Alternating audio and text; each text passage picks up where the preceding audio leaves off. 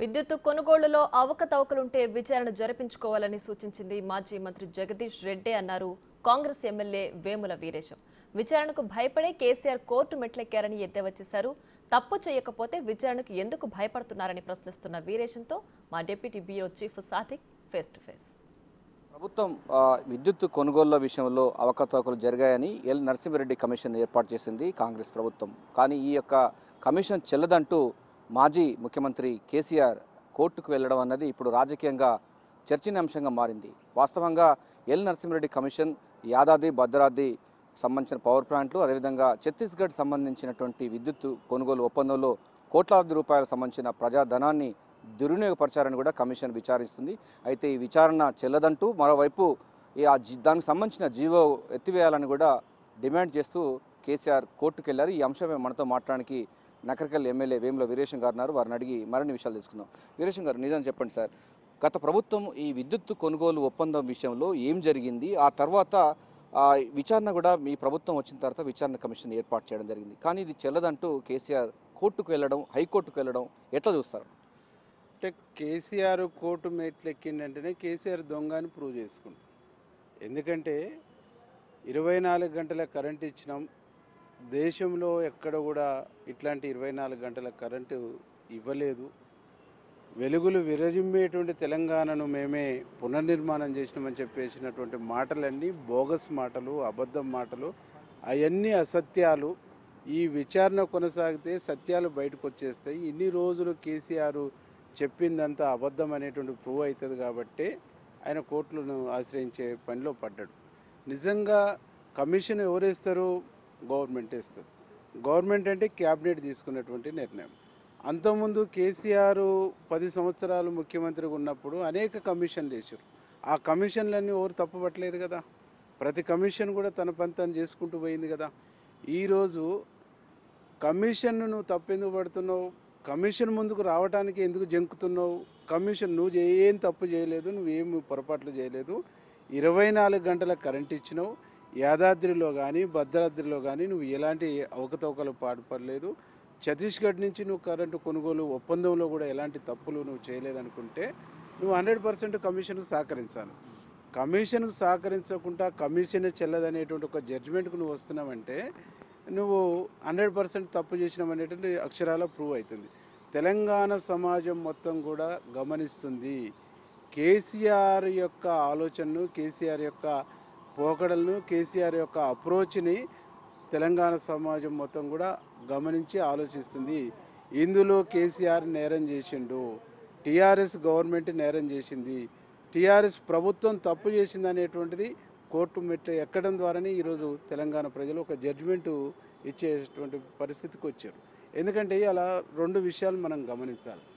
ఒకటి, కమిషన్ సంబంధించి ఏదో ఒక అంశము పేపర్లతో మాట్లాడిండి అనేటువంటిది ఒకటి చెప్తుంటుంది. అసలు కమిషన్ కోరింది ఎవరు? జగదీష్ రెడ్డి. అసెంబ్లీ సాక్షిగానే కమిషన్ ఏమని చెప్పింది జగదీష్ రెడ్డి. జగదీష్ రెడ్డి ఎట్లా మాట్లాడతాడు? నువ్వు ఆడుండి బెల్లు కొడితేనే ఇక్కడ లొల్లి చేస్తాడు. నువ్వు బెల్లు నొక్కితేనే కదా ఇక్కడ లొల్లి చేసింది. నువ్వు బెల్లు నొక్కకముందే లొల్లి చేసిందంటే నువ్వు బెల్ల నుంచైనా పంపించాలి, నీ బెల్ల నుంచైనా పంపించాలి.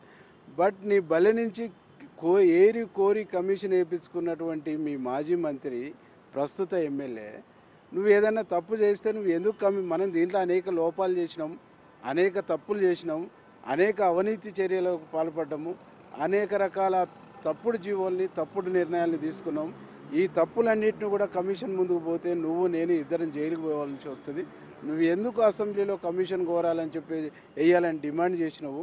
మమ్మల్ని అందరినీ మా మెడకి ఎందుకు కూర్చు బిగించినామని చెప్పేసి ఆయన మీద చర్య తీసుకోవాలి, ఆయనను పార్టీ నుంచి బహిష్కరించాలి, లేదు ఆయనను మీ బడి నుంచి బయటికి గెంటేయాలి టీసీ ఇచ్చి.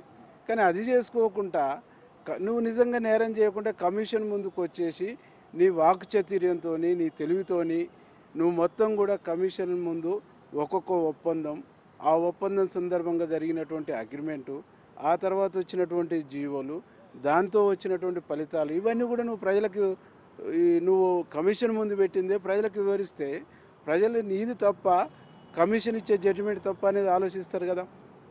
అసలు కమిషన్ ముందుకు పోకముందే, నువ్వు కమిషన్ ముందు హాజరు పడకముందే ఈరోజు కోర్టు మెట్లు ఎక్కుతున్నావు అంటే తప్పకుండా నువ్వు నేరం చేసినావు, నువ్వు తప్పు చేసినావు, నువ్వు పొరపాటు చేసినావు. నీ తప్పుకు పొరపాటుకు 100% శిక్ష అనేటువంటిది ప్రజలే ఇస్తారు. అంటే రేవంత్ రెడ్డి నుంచి వచ్చినటువంటి మాటలే ఇటు ఎల్ నరసింహారెడ్డి దగ్గర నుంచి వస్తున్నాయని చెప్తా ఉన్నారు. వాస్తవంగా ఎవరు విచారణ జరిపించారంటే మీరు మాజీ మంత్రి జగదీశ్వర్ రెడ్డి పేరే చెప్తా ఉన్నారు. సో ఎందుకు ఈ ఇద్దరి మధ్యలో జరుగుతున్నటువంటి వివాదాన్ని కేసీఆర్ను లాగాలనే జగదీశ్వర్ రెడ్డి చేసిన అనుకుంటున్నారా? కేసీఆర్, జగదీష్ రెడ్డి ఇద్దరు తోడు దొంగలే. ఈయన విద్యుత్ శాఖ మంత్రి, ఆయన ముఖ్యమంత్రి. ఇద్దరు కలిసి ఇద్దరు కూడబదులుకొని 2 దఫాలుగా ఆయనకు మంత్రి పదవి ఇచ్చి 2 దఫాలుగా ఆయన మంత్రి ఉండి 2 దఫాలుగా ఈయన ముఖ్యమంత్రి ఉండి ఇద్దరు ఆడినటువంటి డ్రామా. ఈ డ్రామా ప్రజల ముందు బట్టబయలైద్ది, తెలంగాణ సమాజం ముందు బట్టబయలైద్ది. 24 గంటల నాణ్యమైన కరెంటు ఇచ్చి తెలంగాణను మేము వెలుగులు విరజిమ్మే తెలంగాణను చూపించడం ఒక అబద్ధపు అసత్యపు మాటలు ఏవైతున్నాయో ఇది తప్పు. దీని వెనకాల ఇంత పెద్ద కుంభకోణం ఉందని ఏడ బయటకు వస్తుందో అని చెప్పేసి గుమ్మడికాయ దొంగ ఎవరంటే మేము అనేటువంటి భుజాలు ఎగిరేసుకునేటువంటి సందంగా ఏమొంకంటే ఏలొంక అనేటువంటి పద్ధతుల్లో ఏదో ఒక సాకు చెప్పి కోర్టుకు పోతుర్రు. కోర్టుకు పోవటం అంటేనే నువ్వు నేరస్తునివి. నువ్వు నేరం చేయకుంటే ఏ కోర్టుకు పోవు, నువ్వు తప్పు చేయకుంటే ఏ కోర్టుకు పోవు. నువ్వు తప్పు చేయనప్పుడు నీకు ఎందుకు శిక్ష పడుతుంది? నువ్వు నేరం చేయనప్పుడు నీకు ఎందుకు శిక్ష పడుతుంది? నువ్వు ఏ పొరపాటు చేయనప్పుడు ఏ కమిషన్ అయినా నిన్ను ఎందుకు చేస్తుంది? కేసీఆర్ ఏమంటుంటే ఏమనంటే ఈఆర్సీ అంటే ఎలక్ట్రిసిటీ రెగ్యులేటరీ కమిషన్ మాత్రమే ఉంటుంది, వారు మాత్రమే విచారణ జరపాలి. మీరు బయట నుంచి వెళ్ళి కూడా ఎందుకు విచారణ చేయవలసి వచ్చింది, దానికి సంబంధించినటువంటి దానిపైన ఎందుకు తీసుకున్నారు, మా పైన కక్షపూరితమైన వ్యవహరించడం కోసమే ఇలాంటి సంఘటనలకు మీరు తెరదీస్తున్నారని కూడా ఆయన చెప్పడం జరిగింది పిటిషన్లో. ఎక్కడ ఈనాటికి గవర్నమెంట్ వచ్చి ఎన్ని నెలలు అవుతుందన్న? 8 నెలలు అవుతుంది. 8 నెలల్లో ఎక్కడన్నా కక్ష సాధింపు చర్యలు చేపట్టినటువంటి దాఖలాలు ఒక్కడ చూపించమనండి.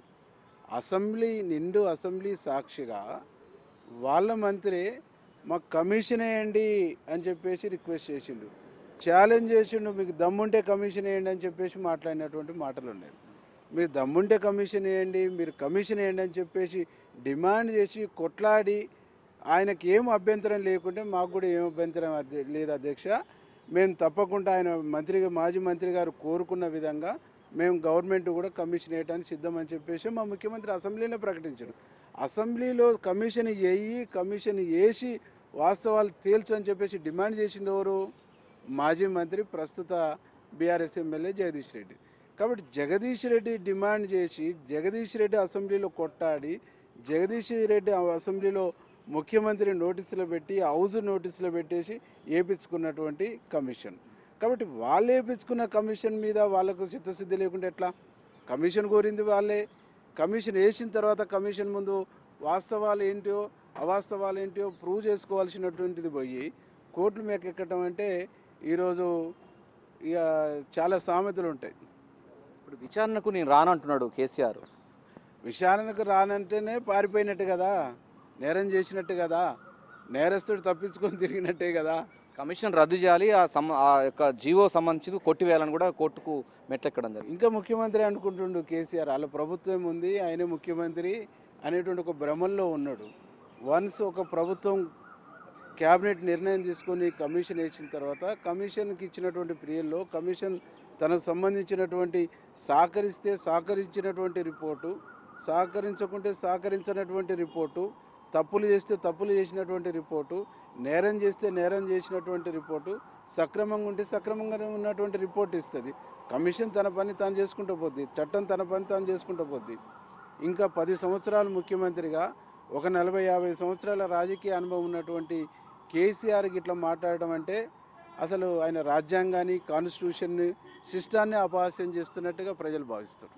పోచారం శ్రీనివాసరెడ్డి కానీ ఇటు సంజయ్ కుమార్ కానీ బీఫామ్తో బీఆర్ఎస్ పార్టీ బీఫామ్తో గెలిచి ఇప్పుడు పార్టీ మారారు అనేటువంటి పార్టీ ఫిర్యాదులకు మీ పార్టీ ప్రోత్సహిస్తుంది, మీ ముఖ్యమంత్రి ప్రోత్సహిస్తున్నారని కూడా జగదీష్ రెడ్డి ఆరోపిస్తున్నారు. జగదీష్ రెడ్డి ఆరోపించేదంటే సత్యం లేదు. మా ముఖ్యమంత్రి గారు పార్లమెంట్ ఎన్నికల రిజల్ట్ వచ్చిన రోజే చాలా స్పష్టంగా చెప్పాడు, బీఆర్ఎస్ డెత్ అయ్యి బీజేపీకి అవయదానం చేసి బీజేపీని బతికిస్తుంది. బీజేపీకి బీఆర్ఎస్ అవయదానం చేసి బతికిస్తున్నప్పుడు బీజేపీలో ఇష్టం లేనటువంటి బీజేపీకి అవయదానం చేసి బీజేపీ బతికి బట్టగట్టడం అనేటువంటి కాన్సెప్ట్ నచ్చినటువంటి వాళ్ళు కాంగ్రెస్లో ప్రజాస్వామ్యం ఉంటుంది, ఒక లౌకికవాద పార్టీ కాంగ్రెస్ పార్టీ అని నచ్చి వాళ్ళు వస్తారు. కాబట్టి దాంట్లో గుంజి తీసుకొచ్చి చేస్తున్నటువంటిది ఏం లేదు కదా. పోచారం శ్రీనివాసరెడ్డి ఏమో చిన్నపిల్లోడు కాదు కదా, అపారమైనటువంటి రాజకీయ అనుభవం ఉన్నటువంటి వ్యక్తి కదా. అసొంటి వ్యక్తి మన అవయవాలు తీసుకుపోయి బీజేపీకి ఇచ్చి బీజేపీకి డొనేట్ చేసి బీజేపీని బతికించడం ఏంది? కాబట్టి ఇట్లాంటి సంస్కృతి ఉండే పార్టీలో నేను ఉండనని చెప్పేసి బయటికి వెళ్ళి వచ్చేస్తారు. ఒక పోచారం శ్రీనివాసరెడ్డే కాదు, ఇంకా చాలామంది వారి విధానము, వారి వైఖరి, వారి యొక్క నీతి మారలేదు కాబట్టి ఎవరు ఆ పార్టీలో ఉండటానికి సిద్ధంగా లేరు. అంటే విద్యుత్ సంబంధించిన కొనుగోలు విషయంలో కానీ, అంటే ఛత్తీస్గఢ్ విద్యుత్ కొనుగోలు కానీ, యాదాద్రి భద్రాద్రి సంబంధించినటువంటి పవర్ ప్లాంట్ల నిర్మాణంలో అనేక అవకతవకలు జరిగాయని ప్రభుత్వం చెప్తే దానిపైన విచారణ జరుపుకోవాలని కూడా మాజీ మంత్రి జగదీశ్వర్ రెడ్డి డిమాండ్ చేసిన ధర్మంలో ప్రభుత్వం ఆ మేరకు కమిషన్ ఏర్పాటు చేసింది. ఎల్ నరసింహారెడ్డి కమిషన్ నడుస్తూ ఉంది. దాన్ని ఇప్పుడు వద్దని మీరు కోర్టు మెట్టు ఎక్కడం ఏంటి? గుమ్మడికాయ దొంగలు ఎవరంటే భుజాలు తడుపుకున్న చందంగా కేసీఆర్ విధానం ఉందని కూడా వేముల వీరేశం స్పష్టం చేస్తున్నారు. కెమెరా శంకర్తో కలిసి Sadiq, Big TV, assembly, Hyderabad.